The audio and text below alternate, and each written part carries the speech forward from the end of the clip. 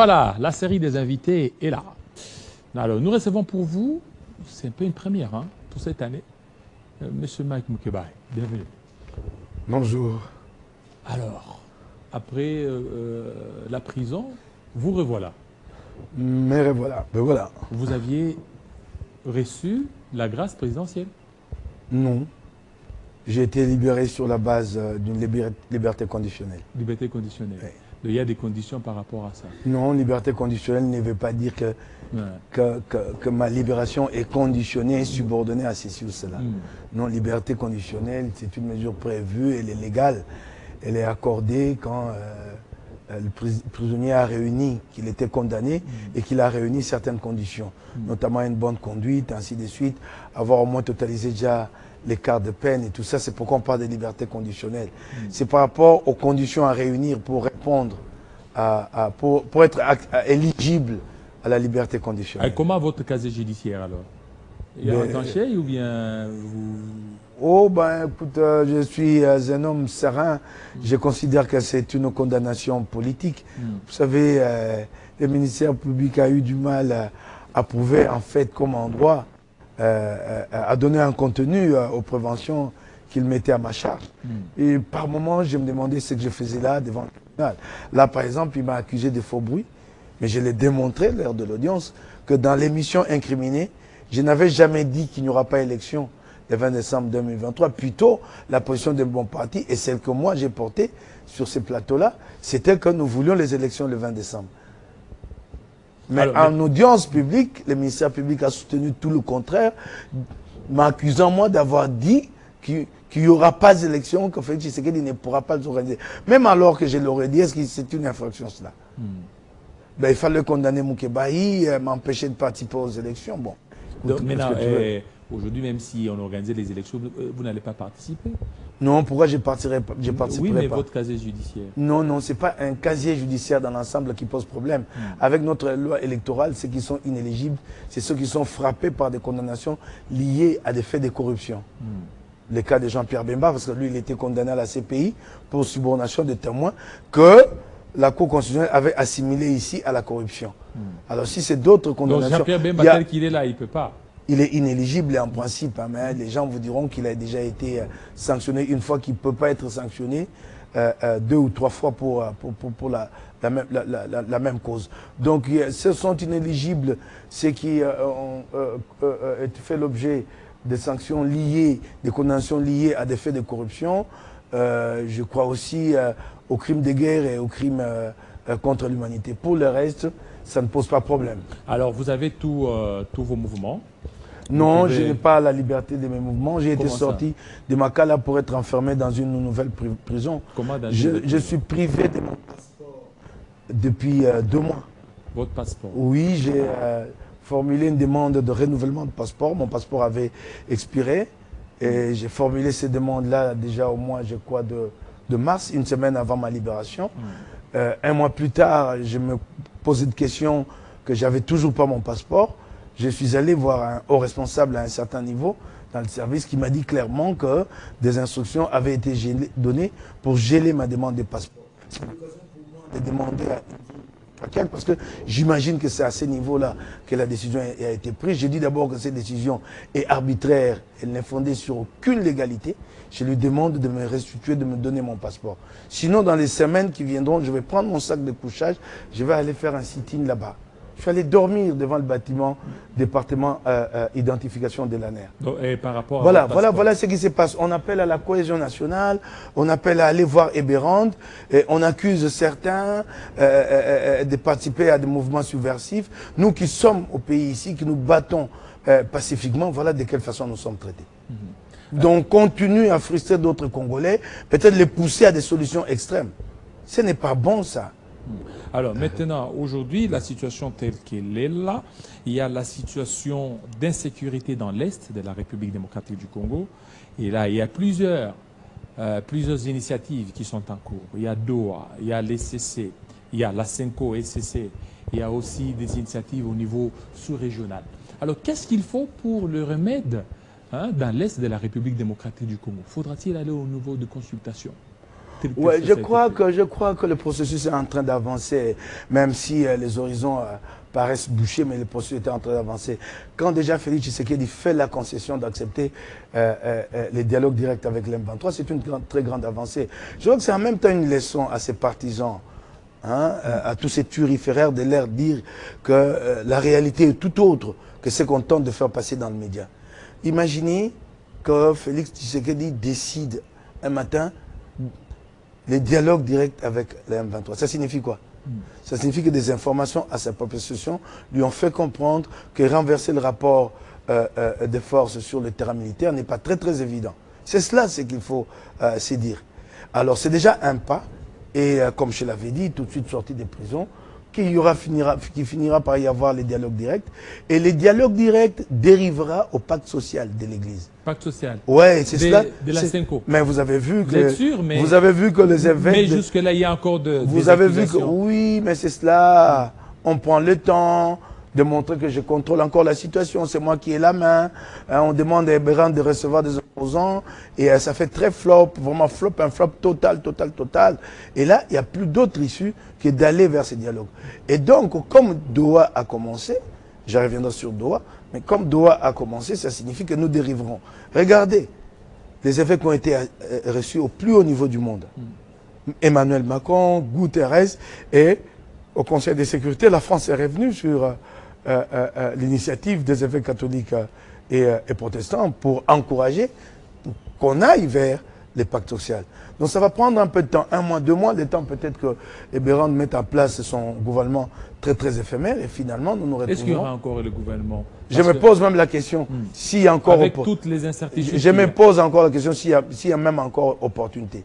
Si Félix Tshisekedi trouve encore opportun de remanier, en fait d'élargir le gouvernement Soumina. Je me demande si c'est le cas. Mais ce qui, à mon point de vue, me paraît un peu, qui bloque un peu, c'est l'effet de la multiplicité des initiatives au niveau de la facilitation. Vous avez Doha qui n'avait pas été prévu au départ. Vous avez le processus de Luanda qui est maintenant pris en charge par Faure Gnassingbé. Mais en même temps, vous avez l'EAC et la SADC qui ont mis en place un panel de facilitateurs et qui poussent dans le sens de jumelage entre Luanda et Nairobi. Ce qui, à mon point de vue, déjà, n'est pas réalisable. Parce que le processus de Nairobi est très complexe. Il s'agit de réunir des groupes armés, c'est plus de 100, 180.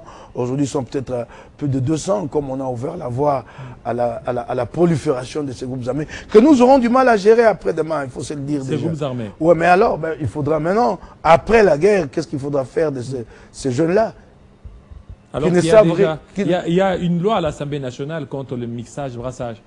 Non, vous savez, le mixage-brassage, j'ai suivi des gens qui condamnent Kabila. Et quand Kabila arrive en responsabilité, Kabila trouve le processus de Lusaka déjà engagé. Le processus est lancé, il est engagé. C'est Laurent Désiré Kabila, après moult tergiversations, qui décide finalement de signer l'accord de Lusaka. Donc Kabila n'a pas d'autre choix. Alors, ceux qui ne sont pas avec Kabila, qui le condamnent d'avoir accepté ce processus, mais en réalité c'est un processus que nous avons tous accepté. Parce qu'il a eu pour terrain d'atterrissage ce processus-là, les dialogues intercongolais à Saint-City. Et nous y étions tous. Donc nous avons engagé la nation. Aujourd'hui, Kabila est responsabilisé lui seul. Mais alors, réfléchissons. À l'époque, vous avez les pays divisés en 3 administrations. L'administration Kinshasa avec Joseph Kabila, l'administration MLC avec Jean-Pierre Bemba et l'administration RCD avec Robert. Vous êtes dans cette situation. Si vous ne voulez pas du brassage, et vous faites quoi maintenant pour opérer la réunification? C'était un fait accompli. C'était un fait accompli parce que vous n'avez pas pu vaincre les 2 autres administrations militairement. Et elles sont là.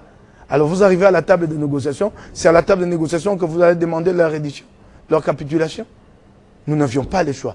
Et puis il faut arrêter ces faux fuyants de chercher à expliquer les faiblesses qui sont d'ordre structurel de notre armée, les expliquer tous, les réduire toutes à l'infiltration. Ah, c'est faux. Et d'ailleurs, vous savez, on dit en français que les faits sociaux sont totaux et globaux. Donc vous ne pouvez pas dire que c'est l'infiltration qui explique à elle seule la faiblesse de notre armée. La preuve, c'est quoi? On ne vient pas d'augmenter la solde maintenant? Ah, donc on s'est rendu compte qu'il manquait de motivation. Il y a bien d'autres raisons, c'est des questions de défense très sensibles, je ne peux pas développer là-dessus sur ce plateau. Alors, tout à l'heure, vous parlez des Doha. Vous avez dit que ça s'est invité. Oui. Et que trop de facilitations risqueraient aussi de tuer les facilitations aussi. Bon, je crois, hein, ça, je n'ai pas la maîtrise, je n'ai pas d'informations, je parle de manière empirique. Je crois qu'au niveau africain, diplomatiquement, on est en train un peu de réfléchir pour voir comment rapprocher l'une et l'autre facilitation. Je crois que c'est le travail à faire. Ou peut-être que Doha va avancer, puisque l'avantage de Doha, c'est qu'il a commencé. L'avantage de Doha, c'est qu'il a permis les tête-à-tête entre Félix Tshisekedi et Kagame. Il a permis les dialogues directs avec les M23. Donc, il va sûrement avancer. Mais c'est bloqué au niveau des préalables. J'avance. Et qu'on verra par la suite comment impliquer les Africains. Est-ce qu'il ne faudra pas laisser les Africains en marge? C'est humiliant ce qui s'est passé. Je regrette que ça a été fait de cette façon-là. Je ne condamne personne, pas Félix Tshisekedi. Mais vraiment, ça a été un peu humiliant pour l'Afrique qui avait la main sur cette question, qui est en train de mener le processus à partir de Luanda, de se laisser surprendre comme ça par un fait soudain, Doha, qui lui a ravi, qui lui a soufflé l'initiative. Donc, Doha est bloqué. Je comprends que c'est de la surenchère des part et d'autre, mais nous n'avons pas le choix. Parce que vous remarquerez qu'à tous les niveaux sur la scène internationale, le leitmotiv est le même. C'est compromis politique, compromis politique, compromis politique. Personne n'est favorable à une solution militaire. Personne. Et oui, Doha va peut-être gripper ici, gripper là, dans les 2-3 semaines. Peut-être que les hostilités peuvent encore reprendre, parce que certains pensent qu'ils peuvent régler la question sur le terrain militaire. Mais vous remarquerez que nous finirons par atterrir sur un compromis politique. Ça prendra un peu de temps, encore quelques semaines et quelques mois. Mais nous allons avancer.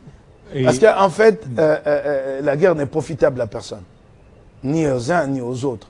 Mais ceux qui payent... Ce sont des préalables inconciliables. Oui, mais c'est cela toujours de négociations. Les gens viennent avec des positions assez... il me manque les mots. Ils demandent toujours plus, mais finissent par faire des concessions. Et c'est cela même les propres des négociations. Est-ce que l'émir du Qatar a les cartes en main? Est-ce que ce n'est pas aussi la faiblesse aussi Non, je pense qu'il a les cartes en main. Le Rwanda est très très lié au Qatar. En principe, si nous devions rester objectifs, nous n'aurions pas dû faire les déplacements de Doha pour négocier sous l'égide de l'émir du Qatar. Parce que vous savez que le Qatar est actionnaire dans Rwandair à 49%. Le Qatar brasse pas mal de millions de dollars dans plusieurs secteurs d'investissement au Rwanda. Le Qatar est lié avec le Rwanda par la publicité que porte PSG, Visite Rwanda. Donc, si nous avons accepté d'aller chez celui qui est présenté dans le monde comme le parrain du Rwanda, j'imagine donc que le chef de l'État a bien trouvé de garanties de la part de l'émir du Qatar. Voilà. Est-ce que ce n'est pas biaisé? Parce que déjà, vous l'avez dit, il serait le parrain du Rwanda. Et qu'est-ce qu'il va proposer? Je me dis, je ne suis pas dans les secrets de Félix Tshisekedi. S'il a accepté, c'est qu'il a reçu des garanties de l'émir du Qatar. Parce que je ne voyais pas, moi, le Congo accepter d'aller à Doha. Mais donc, s'il a accepté, c'est qu'il a reçu des garanties de l'émir du Qatar. Entre-temps, il y a Faure Gnassingbé qui est là, en train de mener des consultations. Quelle chance vous accorde aussi à la démarche de Faure Gnassingbé? Non, je crois que l'une et l'autre démarche finiront un moment par trouver un point d'intérêt. Donc à ce stade, je ne compte pas de chance parce que Doha est déjà bloqué.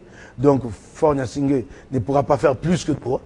Mais je me dis qu'à un moment donné, l'une et l'autre facilitation trouveront un point d'intersection. Alors à l'interne, l'Église catholique, il y a une certaine méfiance, surtout de la part du gouvernement, de la part de ceux qui détiennent le pouvoir. Mais elle continue toujours à faire pression pour mettre tout le monde autour. L'Église ne fait pas pression. Je l'ai déjà dit et je le répète ici. Le dialogue est incontournable. Ce n'est pas à aimer ou à ne pas aimer. Il est incontournable. C'est la seule issue qui se présente à nous tous. Bon, Chacun, avec son approche à lui, Félix Tshisekedi a pensé que ces dialogues-là pouvaient se matérialiser par la voie des consultations avec Eberhard, mais ça a été très mal fait, de manière unilatérale. Vous voyez des grands leaders de l'opposition se présenter devant Eberhard et soumettre leurs désirata à Eberhard, quitte à ce que celui-ci fasse le compte-rendu à Félix Tshisekedi, et que nous nous retrouvions dans une position à la même pour qu'il décide lui seul. C'est ce que nous ne voulons pas. Nous voulons nous retrouver autour d'une facilitation et qui nous mette tous sur le même pied d'égalité. Parce que la crise, elle nous concerne tous, chacun a sa responsabilité dans cette crise-là. Donc alors ça prendra encore du temps. L'Église catholique n'a pas besoin de faire pression. Elle ne fait d'ailleurs pas pression. Elle a proposé vraiment de manière désintéressée une démarche. Il s'est fait que de l'autre côté, il y a beaucoup de soupçons, qu'on imagine. Mais on imagine quoi? Parce qu'en fait, ce que l'Église amène comme pacte social n'est qu'une mouture autour de laquelle nous allons discuter, et nous, eux, pour qu'enfin nous arrivions à un compromis politique. Il n'y a rien de conclu que l'Église va opposer ou imposer à tel ou tel parti. Il n'y a rien. Je ne comprends pas ces soupçons-là. Je ne les comprends pas. Alors tout semble un peu gripper la machine. En même temps, au niveau de la scène politique, la situation se crispe pour certains opposants. Comment sera l'issue par rapport à ça? Quand vous voyez que ça commence à se cristalliser sérieusement, avec par exemple le blocage des Doha, quand on est dans un processus de négociation, c'est qu'en fait, la décrispation s'approche. Ouais, ça s'est vraiment cristallisé ces dernières heures, surtout autour de la personne de Joseph de Kabila. Moi, ça me rassure plutôt. Ça me dit que la décrispation s'approche. Comment ça? Ouais, mais c'est cela, je ne sais pas t'expliquer ça. C'est des choses peut-être qu'on sent avec les nez, mais qu'on ne sait pas expliquer de manière intelligible. On les sent avec les nez, quand on a les flairs. Ben voilà quoi. Donc les choses vont se décrisper. Ouais, nous y allons déjà. Et avec ça, 2028, il y aura élection et des choses. Ouais, 2028, des élections. Le grand combat, si jamais il y a des négociations demain, le grand combat, c'est de nous mettre d'accord autour d'un processus électoral transparent, totalement transparent. Parce que vous parlez de la décrispation. Ouvrons un peu une petite parenthèse, peut-être on va la refermer. Il y a le dossier Boukangalonzo qui répond. Et ce dossier, hier, on a suivi la sortie médiatique des avocats de Matata qui ont dit que Matata ne va plus comparaître aux différentes audiences de la Cour constitutionnelle. Est-ce que vous ne voyez pas que Matata risque gros le fait de ne pas comparaître et il risque d'être condamné par défaut? Le cas Matata est le cas le plus emblématique en termes d'illustration pour celui qui ne comprend pas très bien qu'il n'existe plus de justice en République démocratique du Congo. Moi, j'en sais quelque chose, hein. Ce que j'ai vécu est pire. Mais le cas Matata est le plus emblématique. Il est d'abord jugé en 2021, Matata, par la Cour constitutionnelle, qui elle-même arrive à la conclusion qu'il n'est pas possible de juger Matata en ce qui concerne des faits mis à sa charge dans l'exercice de ses fonctions de Premier ministre.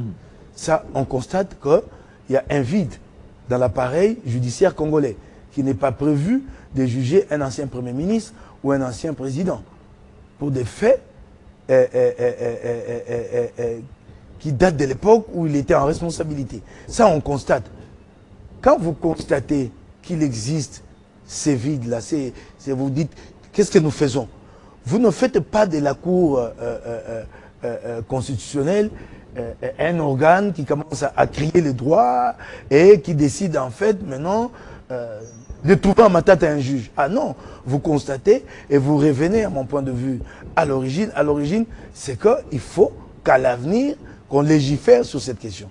Qu'il y ait bien un juge pour les anciens premiers ministres dans le cadre des faits qui sont mis à leur charge pendant l'exercice de leur fonction. Vous revenez à cela. Non, plutôt que de faire ça, qu'est-ce qu'il y a? On constate qu'on ne peut pas juger Matata. Et c'est clair. Et déjà que quand on constate qu'on ne peut pas juger Matata, cet arrêt-là, il est irrévocable. C'est un arrêt de la Cour constitutionnelle. L'arrêt RP001. Il est immédiatement exécutoire. Ça signifie que l'affaire Matata est close à partir de ce moment-là. Close et close à jamais. Alors, je n'ai jamais compris, je parle sous la réserve des journalistes, des juristes, des éminents juristes de mon pays, Non, par la suite, c'est le procureur général près la Cour constitutionnelle qui, je ne sais par quel mécanisme, prend le dossier pour le transférer au procureur général près la Cour de cassation. Je ne sais pas comment ça s'est passé. J'aimerais bien comprendre cette procédure. Soit le dossier se retrouve au parquet général près la Cour de cassation. On sait que le procureur général de l'époque a commencé par écrire à qui de droit pour dire qu'il n'était pas possible de quitter Matata, mais que sous pression, il a fini par plier et fixer l'affaire devant la Cour de cassation. Devant la Cour de cassation, des exceptions sont soulevées de la part de la partie Matata, mais dont une exception fondamentale liée à l'incompétence de la Cour de cassation. La Cour de cassation devait constater et se dessaisir. Non, plutôt que de faire ça, la Cour de cassation saisit la Cour constitutionnelle. Parmi les institutions habilitées à saisir la Cour constitutionnelle, la Cour de cassation ne s'y retrouve pas. Elle n'est pas reprise là-dedans. C'est une violation grave de la Constitution, intentionnelle, délibérée, grave, de la part d'une haute instance judiciaire, grave, gravissime. Les institutions qui sont reconnues pour saisir la Cour constitutionnelle en interprétation, vous avez le président de la République, vous avez le gouvernement, vous avez le président de l'Assemblée nationale, 1/10 des députés nationaux, le président du Sénat, 1/10 des sénateurs, vous avez le gouverneur de province, le président des assemblées provinciales, et la liste est limitative, elle est exclusive, elle s'arrête point barre. Alors comment expliquer que la Cour de cassation se soit adressée à la Cour constitutionnelle? Quelle violation grave de la Constitution. Très grave. Bon, qu'importe. La Cour constitutionnelle saisit et reconnaît quelque part dans son arrêt que la Cour de cassation n'a pas compétence pour la saisir. Donc, à la limite, tout ce qu'elle n'a pas voulu dire, c'est que la requête était irrécevable. Hein? Mais en réalité, c'est ce qu'il a dit. OK? Mais la requête là, sur laquelle il émet des réserves, la Cour constitutionnelle émet des réserves, mais il dit quand même que sur base de cette requête, parce que déjà la Cour de cassation transforme ce que la partie Matata avait formulé.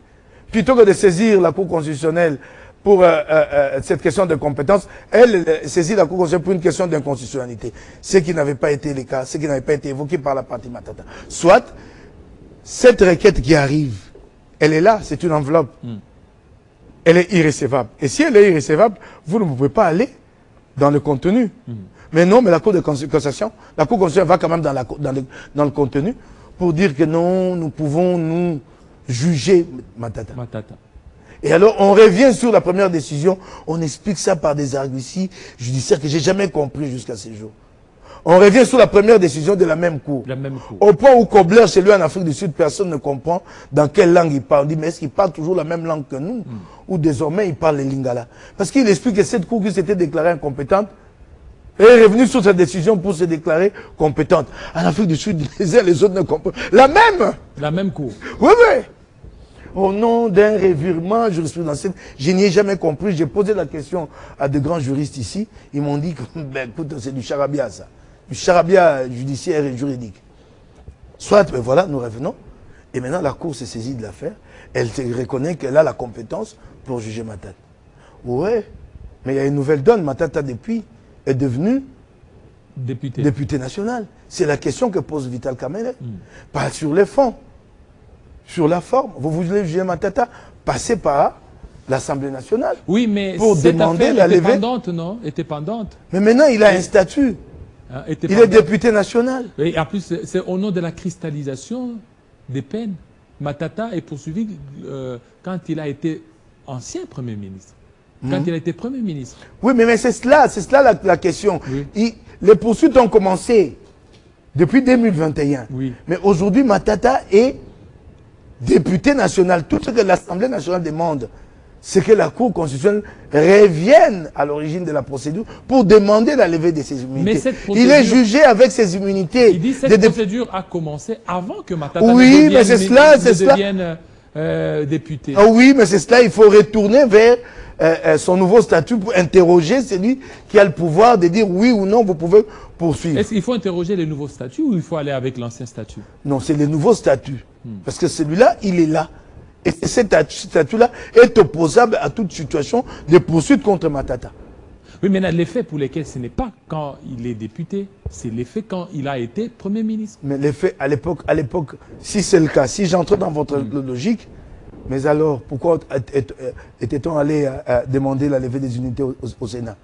Puisque ce sont des faits de la période où il était Premier ministre, il fallait les poursuivre tout de suite sans passer par la demande de oui, levée. Et puis à l'époque, Bon, parce voilà. que la Cour s'était nouvellement saisie. Mais ici, elle ne s'est pas saisie. Ici, c'est la continuité. Il y a eu les élections, il y a eu d'autres aléas qui ont fait assez que C'est la continuité, mais avec un nouveau statut de Matata. Et ces immunités ont une philosophie. Ça veut dire, on dit que les députés côtoient la vie politique avec toute sa sensibilité et qu'il faut le protéger. C'est cela, cette réalité. Oui, mais là, les infractions lui reprochées, ce sont les infractions des premiers ministres, pas les infractions de députés nationaux. Non. Ça signifie que quoi? Quelle que soit l'époque où on situe les infractions, les principes que, compte tenu de la sensibilité de ces statuts de parlementaires, on lui a donné ces statuts particuliers. Alors que les faits précèdent son statut ou que les faits interviennent pendant qu'il est député, les principes restent les mêmes. Il faut le protéger, il faut aller demander à l'Assemblée nationale. C'est ça la question. Et là, nous avons l'impression qu'un bras de fer s'engage entre la Cour constitutionnelle et l'Assemblée nationale. Je me sens très très gêné. Alors maintenant, dans ce cas, Matata va-t-il continuer de toutes les façons, à bouder la Cour constitutionnelle? Non, il ne boude pas la Cour constitutionnelle. Matata, je crois que sa position aujourd'hui est bien confortable parce qu'il est soutenu par son institution.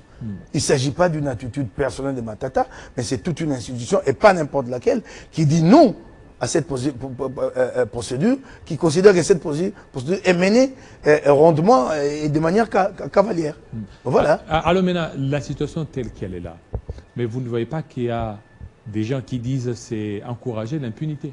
Non, la question des fonds, sur la question des fonds. Parce que les gens veulent connaître où s'est réparti l'argent de Boukangalombo. Ça, vous avez totalement raison. Ça, vous avez totalement raison.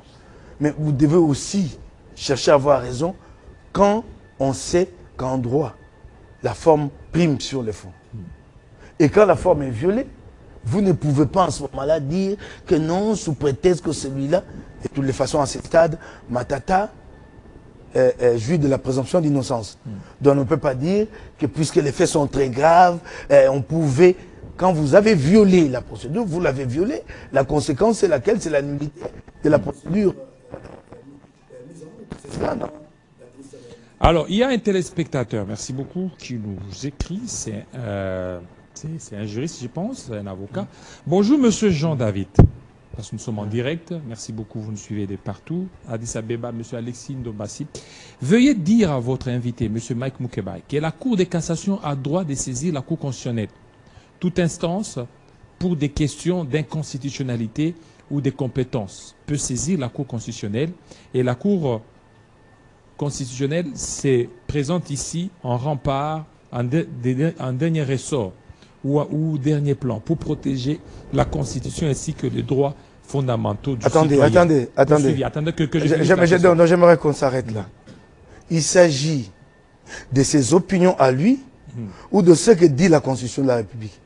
La Constitution de la République est claire. Elle énumère de manière limitative les institutions habilitées à saisir la Cour constitutionnelle en interprétation. Elle énumère de manière limitative. Je me suis retourné pour chercher Jimmy.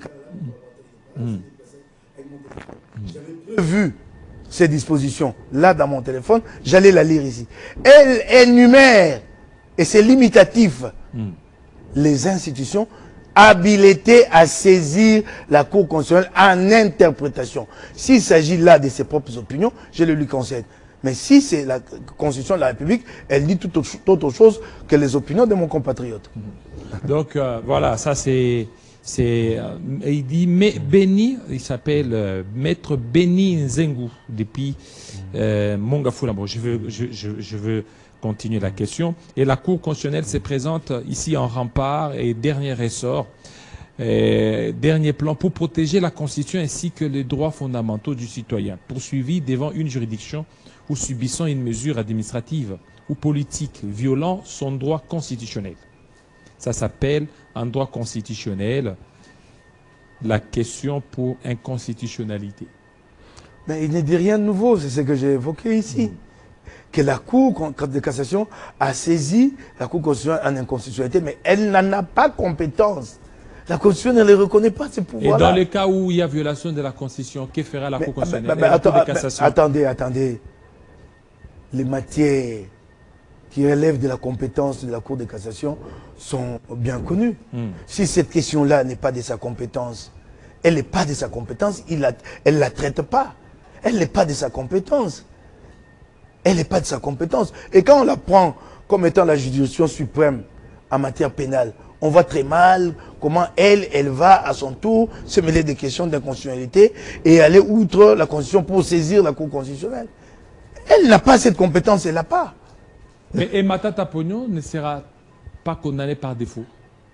Oh, peut-être, je ne sais pas, qui l'emportera dans ses bras de fer. Je vois Vital Kamerhe très déterminé. Et d'ailleurs, je crois que vous connaissez son passé, c'est un président de l'Assemblée qui est très porté à défendre ses députés. Quand je dis très porté, c'est que pas que à le pousser à désobéir, à faire n'importe quoi et le protéger par la suite, non. Mais que quand il s'agit des intérêts de ses députés, il est très attaché à la légalité. Vous savez qu'à l'époque, c'est déjà lui qui avait fait que Nembwana Semi ne fasse pas l'objet d'une levée des immunités dans l'affaire Bundu Dia Congo. Voilà. Et Kamerhe, c'est un homme assez engagé dans ses idéaux. Je ne le vois pas reculer, donc ce bras de fer risque de prendre une autre tournure dans les jours qui viennent. Parce que là, il s'était agi d'une déclaration, mais on est passé d'une déclaration à une correspondance à la Cour constitutionnelle pour dire clairement qu'elle doit se conformer à la procédure. Voyez-vous que c'est une matière purement politique et juridique? Non, j'ai démontré ici que le cas Matata était le plus emblématique pour montrer combien la justice était instrumentalisée en République démocratique du Congo.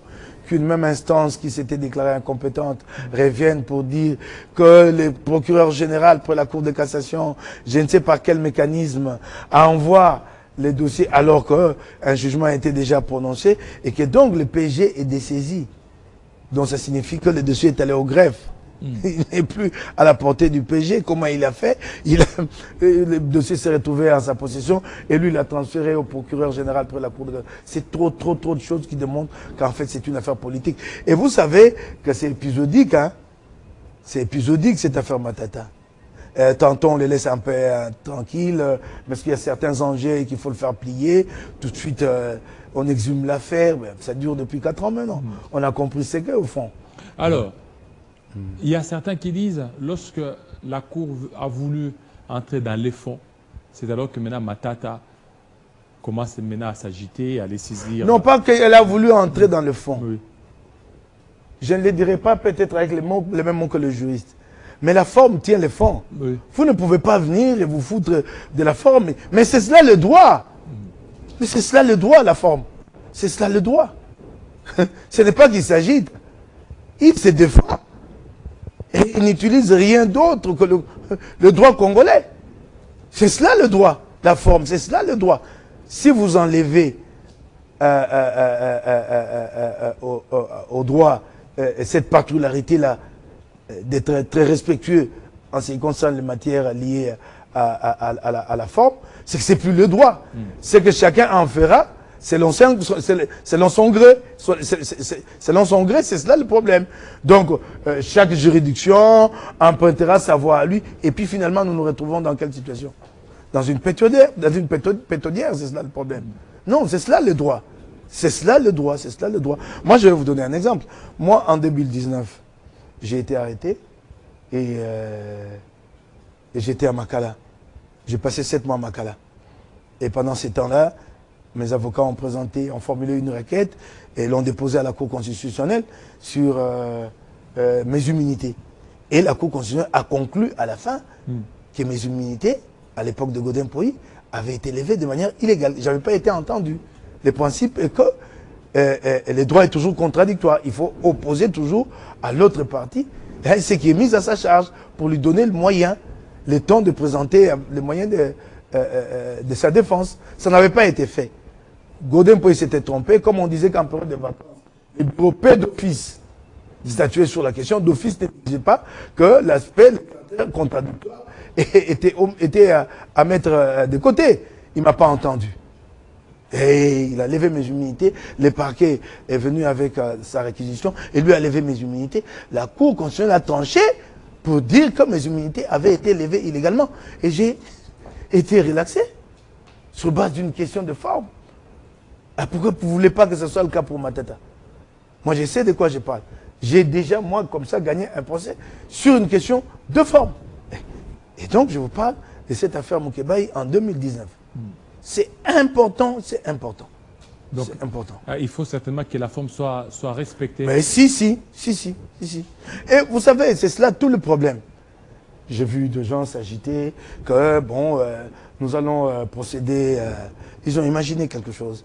Nous allons procéder à un troc minerai contre sécurité. Il y en a qui se sont montrés très enthousiastes, croyant que les Américains allaient tomber dans le panneau, dire ok, c'est maintenant le moment pour aller en République démocratique du Congo et investir. Mais ce sont ces questions-ci, comme celle du procès Matata, qui font que les investisseurs ne viennent pas. Personne à l'extérieur n'a confiance en la justice congolaise. Vous voulez que les investisseurs viennent dans un pays où une cour à un niveau aussi élevé peut se dédire elle-même, et vous croyez que ça crée la confiance pour que les investisseurs viennent? Ce n'est pas le gouvernement américain avec Trump à la tête qui viendra investir à la République démocratique du Congo, ce sont les multinationales. Elles sont regardantes à tous ces aspects-là, dans le pays où elles investissent. Très regardantes. Et les gens oublient que les Américains étaient bien présents ici, avec un gros investissement. Tenke Fungoumbe était américain. Ce sont eux qui ont vendu Tenke Fungoumbe aux Chinois. Et vous croyez qu'ils vont revenir si facilement? Et avec des procès de ce genre, vous croyez que ça suscite la confiance et que les investisseurs peuvent dire je peux aller là-bas et investir des centaines de millions de dollars? Ce n'est pas très très évident. C'est une question importante, il faut la prendre dans ces dimensions, comprendre qu'il y va de l'image de la République. Mais c'est dommage que les gens sont si acharnés à régler des comptes à Matata qu'ils ne voient pas le côté contre-productif de ce genre de procès. C'est dommage. Alors,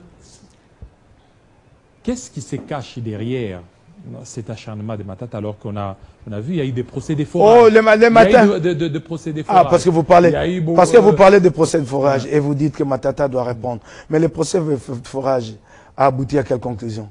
À l'acquittement de Mike Kassenga et à la condamnation de François Robot à 3 ans de prison. Dans les 48 heures, Mike Kassenga a été relaxé puisqu'il a été acquitté.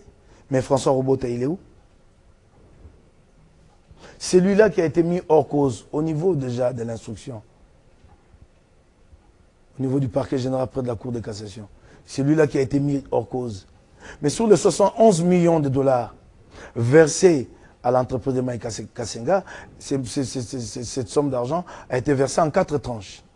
Il n'y a qu'une seule tranche qui a été décaissée sur demande de Robota. Les autres tranches, c'est celui-là qui a été mis hors cause, qui a décidé du décaissement. Comment expliquer qu'il a été mis hors cause?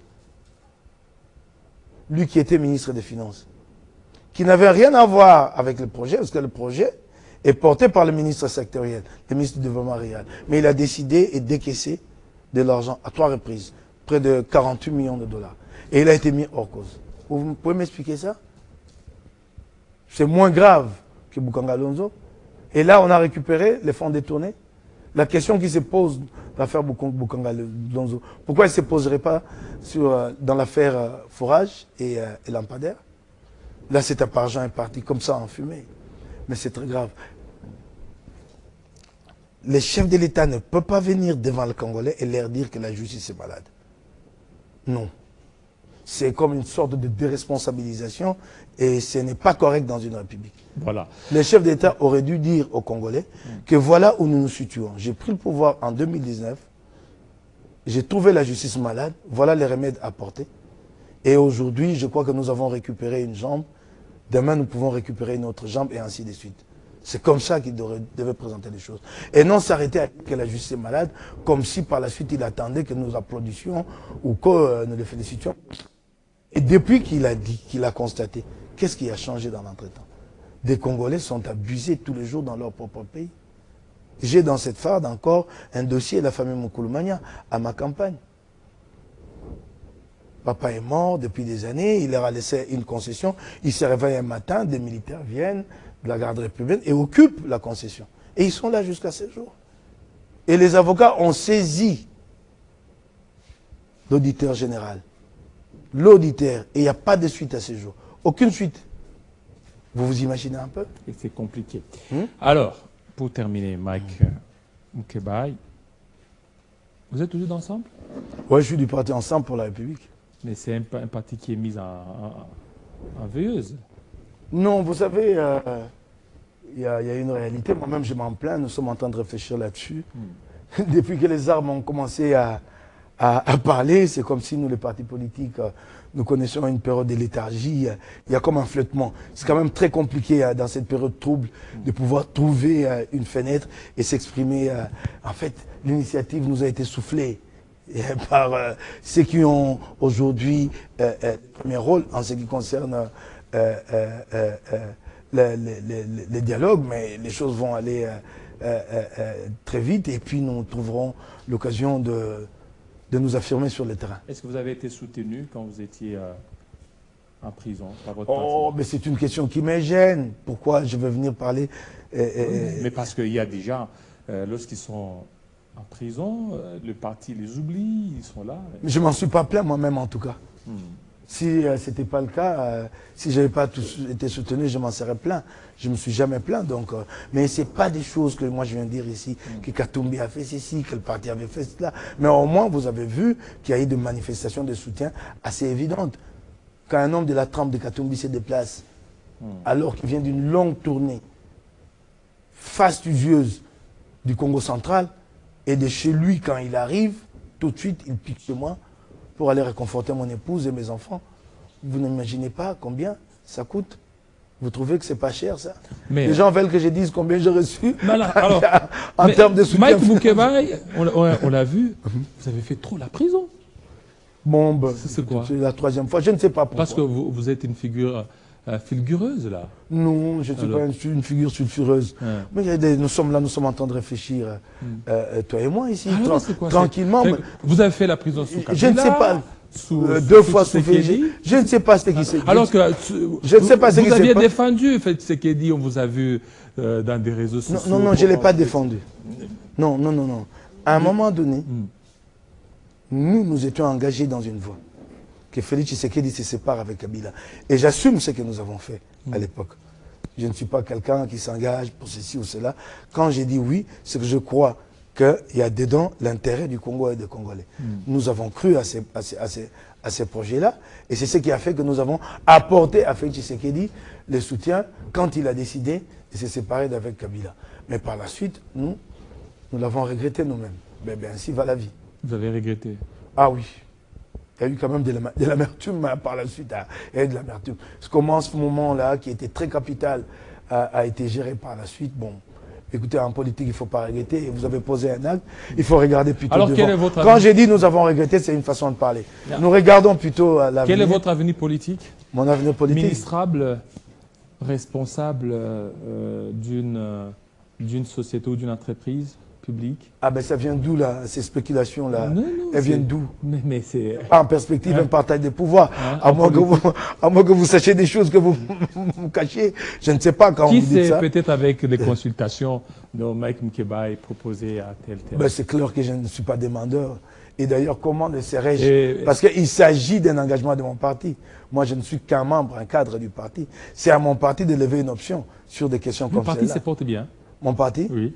Non. Si je dirais qu'il se porte bien, je mentirais. Nous avons des petits soucis à l'intérieur. Nous aurions dû aller déjà au Congrès, nous n'y sommes pas encore allés. Donc il y a bien des petits soucis que nous allons régler au Congrès. Et c'est quoi? C'est dû à quoi? Cette léthargie? Bon, ben, à nous-mêmes aussi en tant qu'humains. Hein. Ouais, à nous-mêmes. Mais je n'étais pas là pendant 20 ans. Ou bien parce que votre président est en dehors du pays? Bon, ça aussi. Ça aussi. Lui aussi, il est devenu exilé à tout moment. Ah, voilà. Exilé sous Kabila. Voilà un autre contre lesquels tous les régimes, les différents régimes qui se succèdent ici, tous s'acharnent contre lui, je ne sais pas pourquoi. C'est comme la question que tu m'as posée, je ne sais pas pourquoi. Peut-être tel est mon destin et je le prends avec beaucoup de philosophie. C'est la réponse que je peux te donner. Vous comptez un jour diriger ce pays, votre parti? Ah, j'ai beaucoup. Ah ben si, nous sommes un parti de gouvernement. Quand tu vois les têtes qui sont là, Olivier Kamitatou, à Bolengetenge, tu te dis que quoi? Que nous avons fait lever de... sur la place publique les débats sur le fédéralisme. Tu continues encore. Mais pourquoi c'est un péché? Mais les de réfléchir. Non, de réfléchir d'abord. Pourquoi est-ce que c'est un péché? Non, mais j'ai dit pourquoi le contexte ne s'y prête pas. Ben, laisse-moi avancer. Allez-y. Pourquoi est-ce un péché de réfléchir? Acceptons de réfléchir. Ok? Acceptons de réfléchir. Opportunité, pas d'opportunité. Je peux te dire, moi, que sur le plan pratique, il est difficile que je m'engage dans ce débat-là aujourd'hui, parce que je ne sais pas quand est-ce que nous pourrons matérialiser ces projets-là. Ça, je peux le dire. Ok? Et certains aussi partagent ce point de vue-là. Mais laissez les Congolais qui veulent réfléchir librement. Il a lancé l'idée. Ceux qui veulent participer à ces débats-là avec lui participent à ces débats-là. Ceux qui ont une attitude comme la mienne peuvent aussi dire que non, ce n'est pas opportun. Il y a trop d'enjeux en ce moment auxquels nous n'avons pas encore trouvé de réponse pour que nous allions à une question aussi sensible. C'est une façon de voir. Mais laissez le Congolais réfléchir. Oui, mais parce ne fétichisons pas certains termes, certains vocables. Ah non. Et j'ai remarqué que ceux-là qui avaient trouvé qu'il était normal de s'engager dans la voie du changement de la Constitution en pleine guerre, parce que vous savez, jusqu'avant la chute de Goma et de Bukavu, certains pensaient qu'ils pouvaient aller comme s'il n'y avait pas la guerre. Il a fallu qu'on arrive à tel stade pour qu'ils comprennent. Ah donc ceux-là même qui en ce moment-là trouvaient qu'il était normal de s'engager dans ces débats ont crié cette fois-ci. Ah, comment en ce moment vous pouvez engager ce débat? Laissez les gens réfléchir. Merci beaucoup. Tout autant qu'il faut accepter des gens comme moi qui disent que ce n'est pas le moment. C'est pas le moment, voilà. Effectivement. Okay. Merci beaucoup, M. Mike Mukebai. Non, c'est à moi de vous remercier. Ça fait plusieurs tentatives. J'ai tenu beaucoup plus à ce que vous participiez à l'émission, mais avec les arrestations, cette fois-ci, je pense que c'est la bonne. Merci beaucoup, ça me va droit au cœur. Voilà. Merci. On poursuit notre matinale.